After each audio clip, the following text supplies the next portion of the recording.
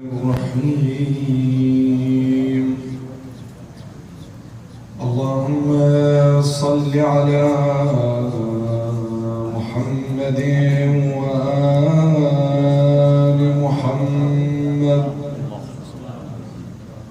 الحمد لله الأول قبل الإنشاء والإحياء، والآخر بعد فناء الأشياء، العليم الذي لا ينسى من ذكره ولا ينقص من شكره ولا يخيب من دعاه ولا يقطع رجاء من رجاه. اللهم إني أشهدك وكفى بك شهيدا، وأشهد جميع ملائكتك وسكان سماواتك وحملة عرشك ومن بعثت من أنبيائك ورسلك وأنشأت من أصناف خلقك. إني أشهد أنك أنت الله لا إله إلا أنت وحدك لا شريك لك ولا عديل ولا خلف لقولك ولا تبديل، وأن محمدا صلى الله عليه وآله عبدك ورسوله، أدى ما حملته إلى العباد وجاهد في الله عز وجل حق الجهاد، وأنه بشر بما هو حق من الثواب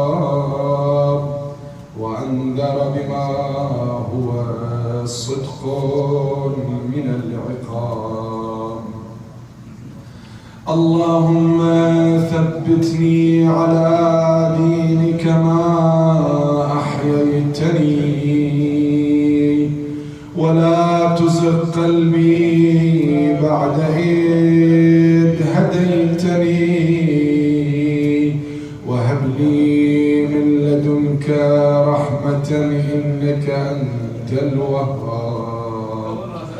صل على محمد وآل محمد، واجعلني من أتباعه وشيعته،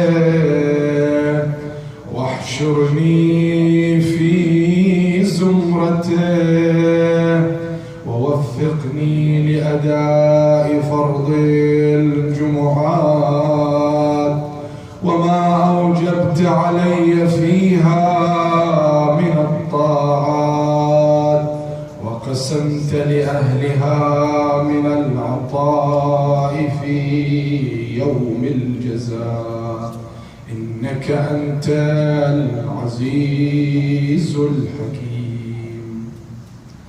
اللهم صل على محمد وآل محمد. اللهم كن لوليك الحجة ابن الحسن صلواتك عليه وعلى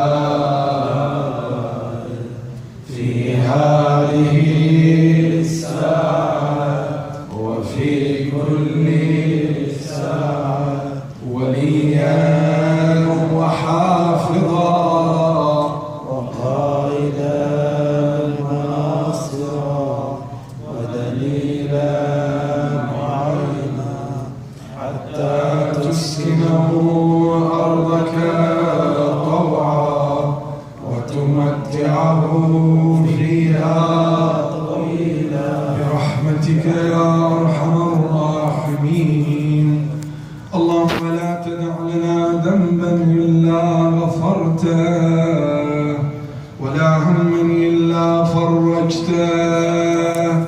ولا كربا إلا كشفته، ولا عيبا إلا سترته، ولا مريضا إلا شفيته،